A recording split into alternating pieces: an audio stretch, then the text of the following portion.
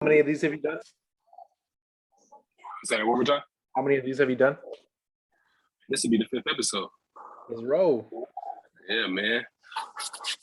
We're gonna kick it off like this. Appreciate y'all for tuning in to the Stampin podcast. This is episode 5. Who's episode? What episode? Jason Kidd, one of my favorite point guards ever played the game of basketball. This episode is brought to you by Stampin Loan Docs Masterclass. We are putting together a virtual webinar on teaching you if you're a beginning or seasoned notary, how to get approved with title companies to get direct business. And we're going to also help you sharpen your knowledge of loan documents. So when you sit down at the closing table, you're not only confusing yourself, but not confusing your signer as well. So tap in with the Stampin Loan Closing webinar, Stampin Loan Docs Masterclass webinar. It's going to be this Thursday at 7 p.m. Pacific time. Click the link in the show notes. I'm very excited for the guests that we have on today. We got the Hivemind in the building. These guys have been killing it in the game. And I wanted to bring them on today because you guys got a lot of value, a lot of gems to drop on you guys, and you more than likely can benefit from their services and their products. Please introduce yourself, brothers. Go ahead, Anthony. Hey, how's everybody doing, man? My name is Anthony. I'm from San Antonio, Texas. I'm a contractor, so I got into real estate just a little under 3 years ago. I thought I was going to be a house flipper, right? Like on A&E. And I set up probably about maybe 30 grand worth of marketing in about my first 60 days marketing for real estate. And I got a contract in about 40 days. Second deal I got a farm in Grandview, Texas, just about an hour south of Fort Worth. And I made 85 grand on it. No remodel, no roof, no nothing. So I just started to pursue land, and that's kind of been our niche ever since. So we look primarily for farm and ranch, but now we're starting to get into commercial land, and we're going to start to get into development. But that's how we differentiated ourselves from the market. We just went right into big land deals, and so everybody's doing houses. So in real estate, we just had a different approach.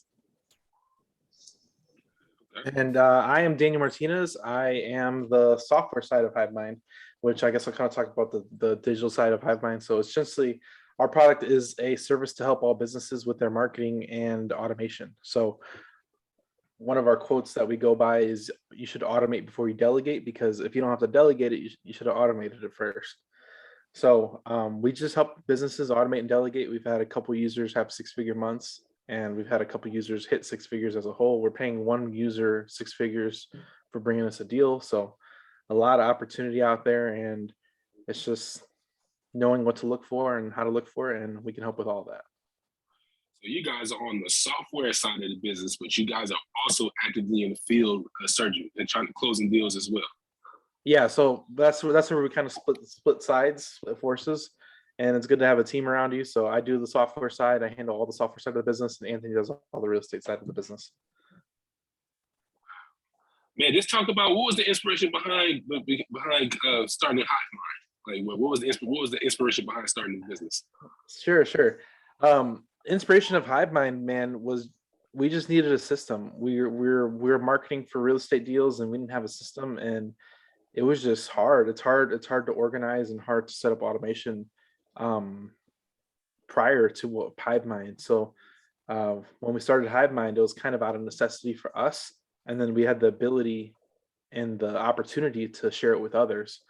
And after that, we just ran with it, and it's been helping a lot of people with their businesses. And like I said, it's helped us run the whole business, where now I'm automated with my business, he's automated with the real estate side, and now we're running like a conglomerate in some fashion and helping other people run their businesses as well, as far as with their back-end software or helping network and negotiate deals. All that stuff is all happening all within the Hivemind. Man, sick. Man, what would you guys say? What's been rewarding for you both? In your journey as an entrepreneur with Hivemind, what's been rewarding for you both? I guess I'll take it first. Anthony can follow me on this one. For me, I really didn't know what it was. I think for me, it was just helping people, providing a product or service that people can make money with.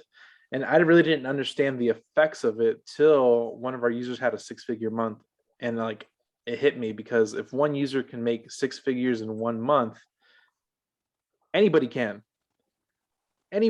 So after that hit me, I'm like, okay, this is gonna go crazy, because now we got get 100 people to 6-figure months. We got to get 1,000 people to 6-figure months.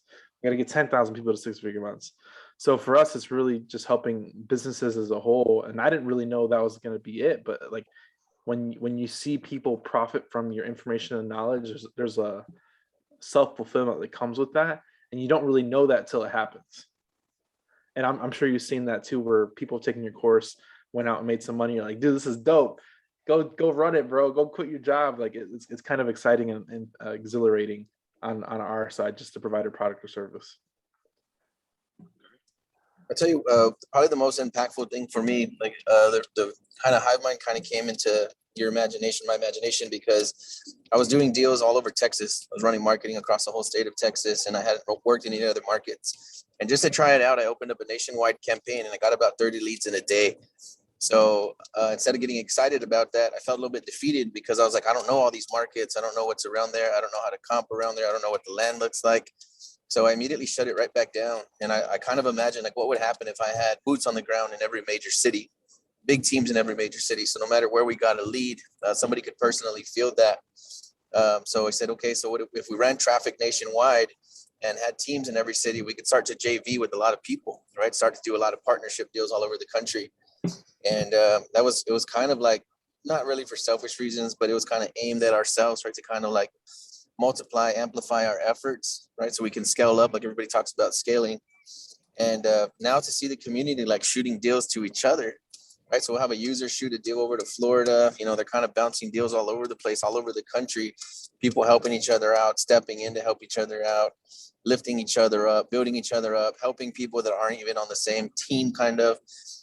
It's just really cool to see the community take on a life of its own, and people are pitching in their time and energy just to help other people, whether it benefits them or not. And that's what Daniel and myself were doing since the beginning, just helping people, even if we weren't going to take part in the deal or anything like that, help them set up their systems. But now the community is following the same behavior. They're all starting to help each other. And it's like, yeah, they're partnering on deals, but that's not necessarily the case. Like, we just want to see each other win. And it's kind of breeding through the culture. So that's what's really exciting for me. Collaboration over competition. Strong believer in trying to do, you can't do everything by yourself, especially as a beginning entrepreneur. You try to do everything by yourself, good luck. It's not gonna really get you anywhere far. But if you have a group of people that's all like-minded and they're all trying to accomplish the same goals, the possibilities are endless of what you can accomplish when you have to build a community and build a team to get you to where you want to get to. Now, I know you guys are actively out here closing deals as well. I just gotta ask, tell us about that first deal you guys closed. What was that experience like for you? For me, go ahead, Anthony. Yeah, I was gonna say it was amazing, man. I'll tell you exactly what happened because I've been in construction my whole life, you know. And if you made $1,000 or $2,000 a week, you did really good. In the last few years, I got into commercial real estate, so I have seen multiple 6-figure checks. But just it came behind a lot of work, lots of organization, materials ordered, cranes, you know, doing commercial roofing, lots of big projects, you know, months worth of work to make that kind of cash. And you know, you hear about wholesaling. People say wholesaling's illegal, this kind of stuff. So I did my first deal and I saw that wire hit my bank account for $85,000 and my stomach kind of turned, like it dropped. I was like, oh, dang, what if I did something illegal? I mean, this is on paper. Like, it's entirely too much money to make just for doing like signing a couple sheets of paper.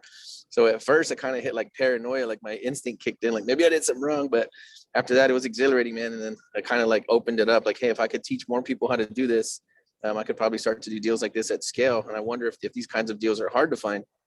And then after being in the game long enough, seeing that they are, you know, fairly common if you know what you're looking for, then it feels like freedom, man. It feels like it opens up your whole universe, because if you can make, like when in America, what they told you that you should be making in a year, 2 years, if you could make it in a few minutes, it just kind of feels surreal, man. $85,000 on the first deal. So I was doing online marketing and I was trying houses, and I couldn't get any traction with houses. It took me 7 months to get my first deal. I think it took Anthony about 2 months, 2-3 months. It's different for most people, but some people get deals in their first month. It's freaking crazy. But yeah, it took me 7 months to get my first deal. I was doing online marketing with Google, and found a owner that owned property in Florida, and I was living in Atlanta at the time, and people were dumping on her vacant lot. dumping. She did code violation letters to Atlanta for fines, clean up your lot. So she's like, I'm ready to sell this thing. So I found it. I think it was worth about 30K. She asked her how much she wanted. She's like, make me an offer. I was like, $4,236.55. I just made up a number under 5K. And she's like, can you do 5,000? And I'm like, yes, let's do 5,000. So I locked it up for 5,000. I ended up selling it from a marketplace for about 12 in 2 days on marketplace, Facebook Marketplace. And that was my first deal. I made $6,500.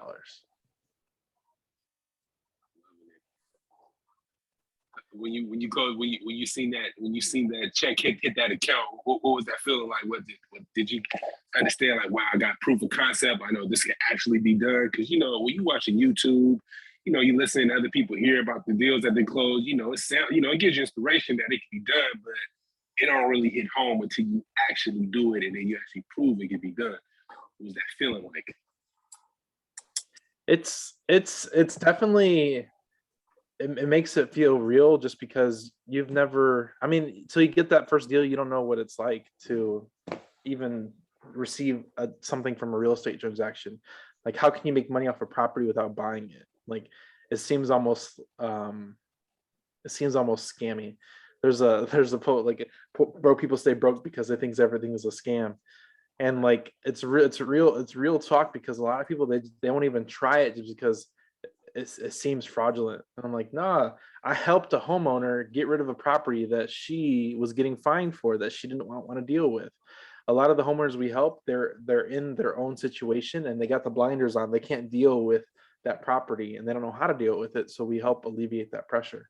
We help a lot of people, and that's the people we're looking for. We're not looking for retail sellers that sell at the retail market. We're looking for people that need help and they don't know how to resolve that issue. A lot of the stuff we do now is just troubled title, where they couldn't even sell it on the real estate market because there's title issues. So we're really providing a service, and we really are helping a lot of people that don't know what to do in their current situation. So we provide a service. So I want to rewind back just a little bit. I just want to deep dive into what were you guys doing previously before Hivemind? My first business was trucking. I ran a trucking business for 2 years. I got up to 5 trucks, and it was just a lot of work, and I hated it. Ended up pivoting into real estate data, which is like providing information for marketing, and then fell into real estate, and then fell into Hivemind. Anthony's been doing construction for a long time. He did roofing, construction, a lot of that stuff, and then he fell into real estate and marketing as a whole. I think he kind of touched that in the beginning. Got it. So I want to touch on data. Data is very important. Understanding the data, knowing what works, what doesn't work. Can you guys just speak on the importance of having data, importance of understanding the data and accumulating it in real estate? The data side of it is it's just leads. You got to have leads to market to. And a lot of it is, when you get so big, you just market to everybody. At some point, you can be targeted as far as pulling certain areas, but it's just leads, convert leads. If you talk to enough people, you're going to trip over a deal, and it all starts with marketing. Like Anthony got a lot of traction early, just because if you throw enough marketing out there, something's going to stick. So every business originates with marketing as a whole, and the data side of the business is just property owner data. So you want to talk to people that own property. You don't want to talk to people that rent. I got another approach to data, you're thinking in terms of like a seller and pulling a list, kind of like the list guys. Daniel owns the list guys. If you're going to pull some data, something I think about, I've been around online marketing for almost 15 years. So accumulating the data of the people that you come into contact with, both in business and outside of business. So if you're trying to grow a brand, right, you want to collect people's emails, phone numbers, that kind of information, save it into a system, have regular communication with those people. And that's a way to, build up long-term relationships, long-term sales, and other types of business, like in the software business, or pretty much any business. If you're not accumulating your clients' data and not building a list, then I think any business would struggle. That's a fact. That's a fact. I want to ask you guys, what's Since you've been in this business, since you've been in this field, what would you say has been the most challenging aspect of being in business for you guys, for yourselves? Challenging. I think there. I mean, go ahead, Anthony. I mean, I'll go first. I think, man, probably the biggest challenge for me is just investing lots of hours, right? Because especially when you're trying to learn something new, it takes a lot of time, day and night. You're spending time away from your kids, away from your wife, the people you care about. And so you're working hard as possible, giving up all the hours in the day, but then not being able to spend the time with the people that you love. It's like, it's a constant push and pull. Like, how much is too much? Like, you're working, you're trying to do it for them, but then also like not being in their presence, and you're out there going hard. It's like, I think sometimes it strikes feelings of guiltiness, like, damn, I'm going so hard, but at what cost, right? So I'm always conscientious of that. And I honestly, I think it's been the biggest struggle. Is it's been hard.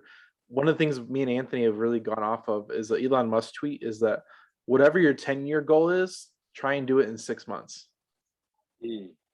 And I think we've really done that with Hivemind. We've only 8 months old, and we've gone so hard in every direction that we really are just trying to build the foundation of a huge business.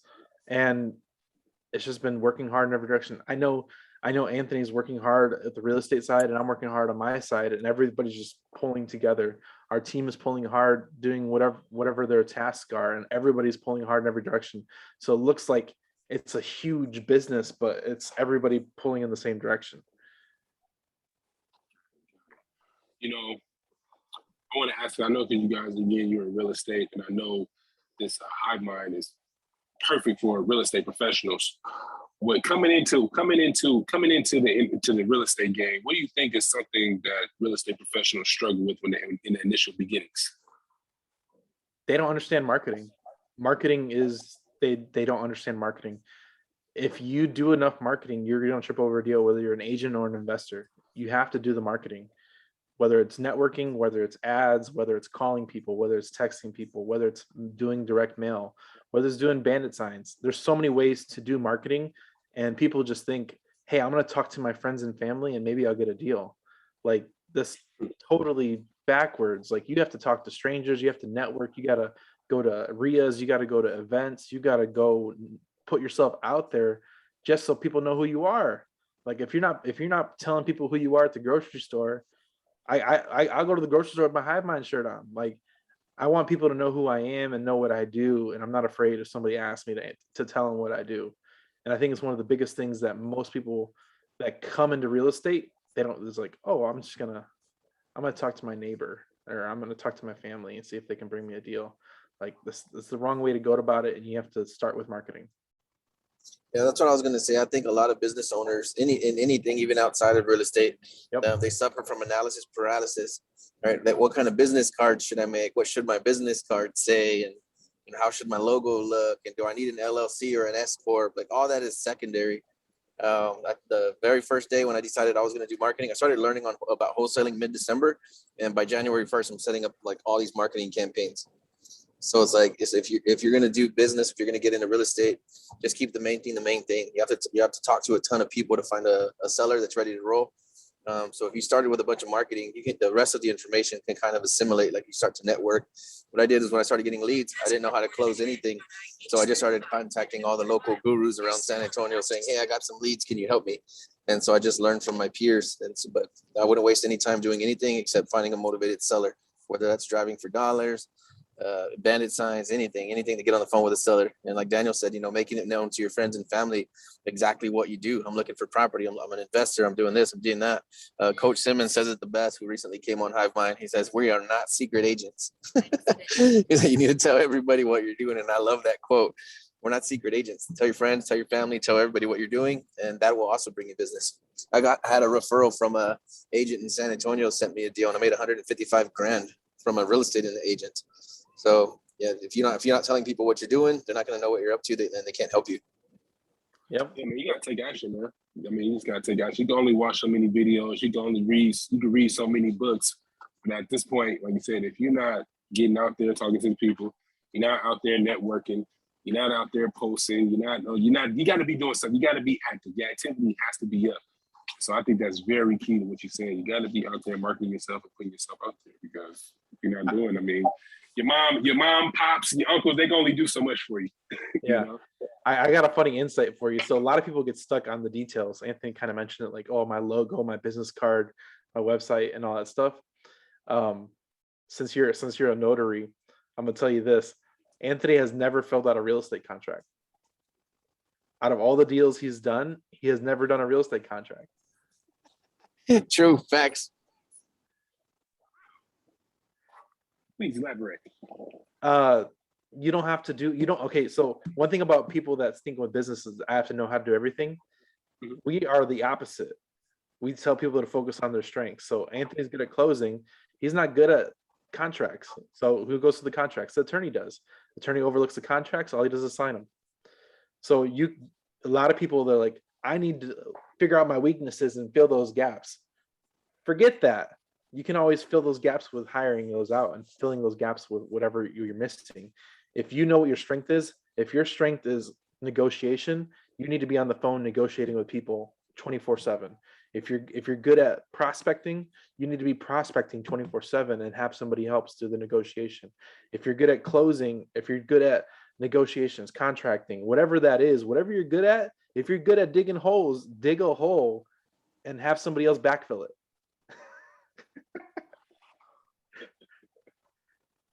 like it's legit, because like me and Anthony, I talk all the time, like, I know how to negotiate, but why am I going to get on the phone and negotiate with the seller if he's better than I am? I'm just going to push it off to him and he's going to do it. If he has something to do on the computer with an automation, creating a website, he's not going to do it because that's not his skill. That's my skill. Yeah. So if you can position yourself as a expert in what you do and your strengths, you can always fill in the gaps. Yeah, I mean, how do we help people? So, because most time when you're coming into it, especially as an entrepreneur, you really don't. Most people are not really aware of what their strengths and their weaknesses are. So, is that something that they identify as they continue to be more active? Is that something or is that something that somebody else has to point out to them, like a coach or somebody of that nature? I think you can take the same approach, man. If you just lead with marketing, you can kind of like find out where your bottlenecks are, where do things fall apart for you. Like, maybe you have 400 leads and you haven't closed the deal yet. You know, that might tell you that you need to brush up on your marketing skills. So the business model for the Hivemind is to not do anything by yourself, right? So let's say you come on board, you're a brand new person. Now you're in an environment where there's going on 300 people and counting. And you just start doing a bunch of marketing. You can reach out to somebody next to you and say, hey, I got a lead. What's next? What's next? What's next? Because until you've like crashed and burned through the process and hit your head on a bunch of things, you don't know exactly where your bottlenecks are going to be. And again, you know, if you're just imagining it like, well, this could happen and that could happen, and you're imagining where all the pitfalls could be, instead of just going ahead and just like throwing your hat into the ring or getting your feet in the fire, and just then you'll figure out, what do I need to fix? What's not working? What can be fixed? But if you're not actively doing deals, the analogy that I always use with real estate is like, you can't read a book to learn how to fight, right? If to learn how to fight, you got to get punched in the face. And that's how real estate is. Yeah. If you're not in the game, then there's no way to learn. You can't read enough books. You can't watch enough videos. So I say, do a ton of marketing, get yourself in front of some sellers, get yourself involved in some transactions, and then you'll learn as you'll go. You say, you know what, I'm amazing at this and I'm terrible at this. And then that's the only way to find out.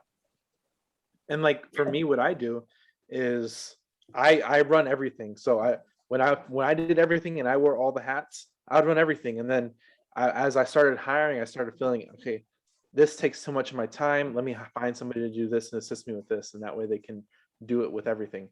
And I talked about this on our Clubhouse call, is that when I hired, we only have me, Anthony, and 3 VAs. That's all we got. All of our VAs that assist us, they know how to do everything, because I taught them how to do everything, because we're small. As we get bigger, you can feel, hey, I have a full-time position just to do this. But when you're small, you need them to do everything. So right now, my VAs, they do everything. They do demos, onboarding calls, consultations. They get on the phone. They'll text the sellers, or they'll text our clients. They'll do payroll, not payroll, but accounting, as far as getting back with our clients, collecting money if they need to, get on the phone with them. they're doing consultation calls to build certain automations, right? But then they also have a back end skill that they learned previously or they've honed in on that they're doing whenever they're free. Because one thing about VAs is keeping them busy. Like if you got a full-time employee, you got a full-time employee. So when I hired these people, I hired them based off of what they can do in their free time because I wanted to keep them busy. And if they resonate with you and your business and where you're going, they're going to fill their free time. Hey, I don't have nothing to do right now. Let me do what my back end subject is. So I just made my third VA full time.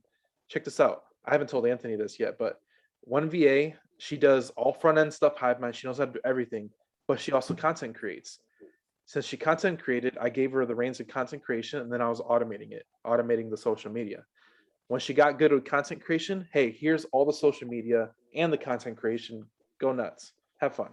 I don't even look at content to a post on my Instagram. I have no approval, no approval process. She has creative freedom. She just goes crazy, and then it posts. My other guy, he's good at the system. He's really really good at the system, and he does video editing. So I have him all the content we're producing, just like this video. I'll send it to him. He'll cut it up into videos. Guess what? That ends up on the YouTube channel. So he's helping create content on this side. My new hire, I needed help with data. So he's done previous jobs in data. So I trained him on everything Hivemind. And then he sent me a report today. You're gonna laugh at this, Anthony. He sent me a report today that had when people schedule onboarding calls. So I have a report from every onboarding call, what time they did a schedule, so I know what to do with him when I put him full time and what schedule to put him on. And that's what he does. I didn't ask him to do that. I told him when I hired him, I need help in this area. Just find your place. And I didn't tell him to do that. He made the own report and sent it to me today. And I'm like, this is crazy because now he gets it. I didn't teach him that. He knew what his role was, and now he's finding his own lane in the business where as we grow, I can take him out of Hivemind and put him in his role as the data person, as analytics person. The girl, as she gets better and as we get bigger, she can do straight content creation, never have to do anything with Hivemind anymore. If somebody calls off and she has to do that, she already knows how to do it because we trained her day one how to do everything Hivemind. So no matter what happens, she can always fill in this position if somebody quits or gets fired or somebody calls off or whatever, and we need assistance in this one area. So, and when you're small, you have to be flexible. You have to adapt to changes really quick. And it's important when you're building a team that you can adapt to any changes that come down the pipe. You guys say you've been in business for 8 months? It's February. You guys are incredible. That's wow. So you guys, it's just you both, and you got 3 full-time VAs. Yeah. That's mind blowing for a company to grow this, to not only to grow, but to scale at the pace that you guys are scaling at. I mean, here's a quick question. What's your process for finding these type of people? Because the people that you have right now sound like these people are go-getters. You know, you already done your training that you need to be done, and they said, all right, Daniel, we know what we need to do. We can take it from here. Like, well, can you talk about that process of finding the right people to add to your team so you can get to this point in your business? I think a lot of people put a lot of pressure on VAs, and they're people. They're people just like everybody else. They want to do a good job, and you have to build that rapport with them.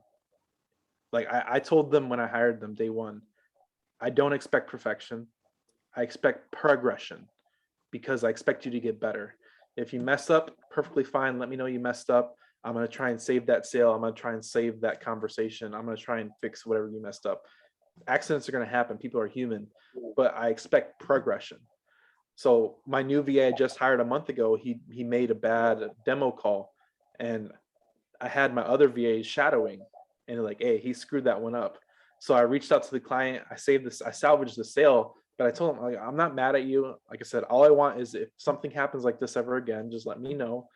I'll try and save the sale. When it comes down to it, we're still trying to get more clients, but it's okay to mess up. Not everyone's going to go as smooth as you want, but if you mess it up, it's okay. And I want you to progress and get better.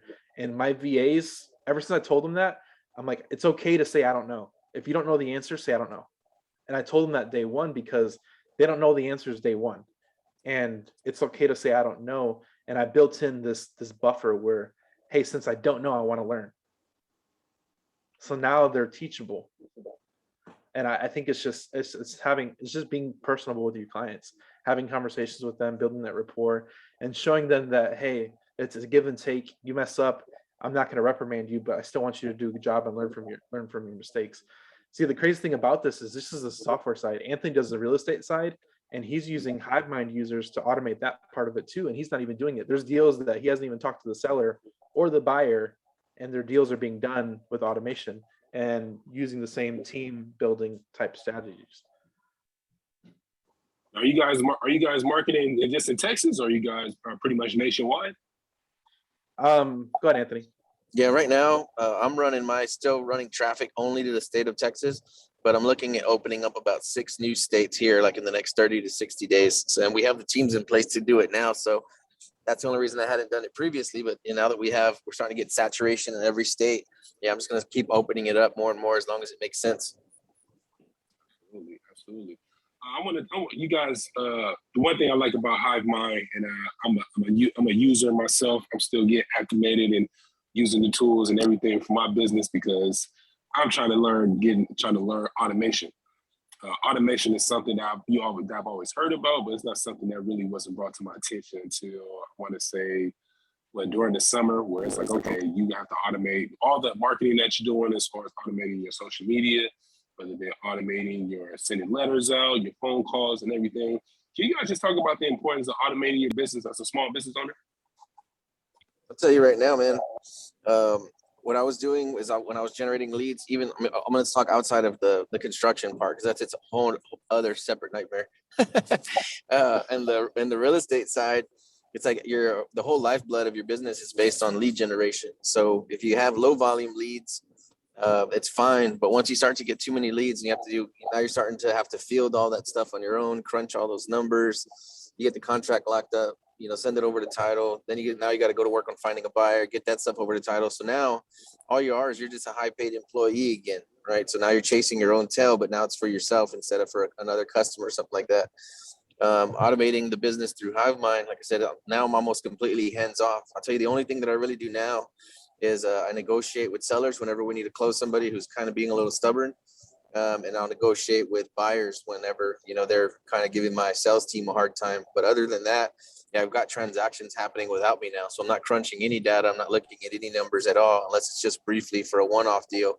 But I've completely automated the real estate side of the company. So I'm doing very, very little, to close these real estate transactions through automation. And I'll paint a picture for automation for a regular business too.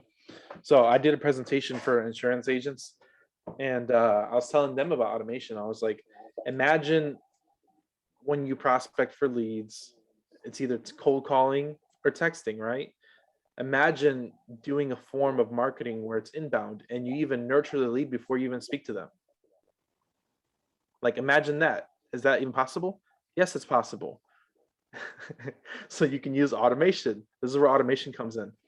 I was on Roy Red's podcast, and he said there was a lady, she did like $1 million in revenue off of ringless voicemails. Well, what's a ringless voicemail? A ringless voicemail is if anybody's ever received a voicemail that comes in, but you never got a call, you just get a voicemail. Like, how the fuck does this guy even how does a voicemail get here? That's a ringless voicemail. So you can do outreach to large number of people, large list, set up your voicemail. Hey, this is Daniel Martinez of Hivemind. Hey, I'm just reaching out about business automation. If you can give me a call back, I just tried to call you, didn't get to hold you. If you can give me a call back, I'd appreciate it. Boom, stop the recording. You send that to 100 people. Well, now people think you called them, so they're gonna call you back. Hey, Daniel, did you call about business automation? Yeah, I did. Oh man, awesome. That's awesome. Yeah, when's your next appointment? Would you like to schedule a call with me? Yeah, I'm available Tuesday. Okay, I'm gonna send you my calendar. You just hit one button and it sends them the calendar link. Please schedule at your own time. Have a good day. Boom. That's automation. And then you can even do through text too, where you can just outbound text. Hey, this is Daniel Martinez from Hivemind. I help business automate their business back end. If you'd like to schedule an appointment with me, reply with the number 2 or appointment. And they reply with the number 2 appointment. They get sent a link to schedule a call with you. And now all you do is show up. And that's simple. You can go complicated based off of, you can ask yes, no questions. Are you struggling in your business with automation? Is that a yes, no question, right? If they say yes, it's going to send, perfect, please schedule a call with me to learn more about how we can automate your business. If they say no, you must have everything figured out. Tell me how many employees you have. What does your day-to-day business look like? So now you're building rapport with that person, and it's all on your phone or tablet or desktop, and you're never talking to them. It's all through automation. You can ask yes, no questions. You can pick off certain criteria to answer them, go a certain way. Hey, do you like tacos? And if they say tacos in the sentence, yeah, I love tacos. Well, now you can respond, me too, man. I love steak tortilla tacos with guacamole and avocado on the side. And now you're building automation. Like, let's say there's a restaurant. Like, you can text 1,000 people and say, do you like tacos? And if they reply, yes, I love tacos, you can build a whole automation around that. check us out at 123 Main Street and get Taco Tuesday. Hit the deal for 50% off tacos. It's crazy to think, man.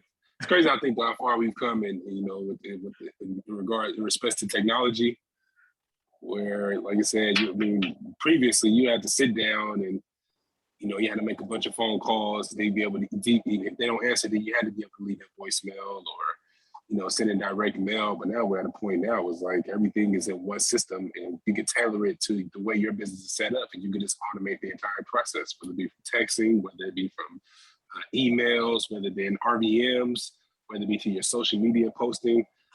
Why don't more business owners or entrepreneurs? Why don't more business owners or entrepreneurs embrace the aspect of automation, you think? I think a lot of people see it as, just like we did, it's very daunting. And a lot of people don't understand that there's services like ours that have everything in one. The reason why we started Hivemind is because we needed it for ourselves, and we needed something to keep it all together. And it was just, everything was all over the place as a business. Like, there's like 50% of small businesses, this is a statistic, 50% of small businesses still use spreadsheets and other stuff. They don't even use a CRM within their first 5 years of business. They don't use it. They don't think it'll benefit them. And a lot of people, they're just stuck in their head using spreadsheets and different ways to contact people as far as their record list and all this stuff and clients. Like, you need to start collecting emails and phone numbers for all your potential clients day one, immediately, because those can be your potential customers for life that you can nurture and build rapport with using emails, texting, you name it. What would you guys say is the most effective form of marketing right now? I like online, man. I like Facebook and Google leads for our business model, because they're inbound and they're ready to rock and roll. They're ready to do business. I know a lot of people are killing it, pulling data and sending text messages and calling. I think Carlos Reyes, he's one of the biggest wholesalers in the United States. He likes pulling data and calling it.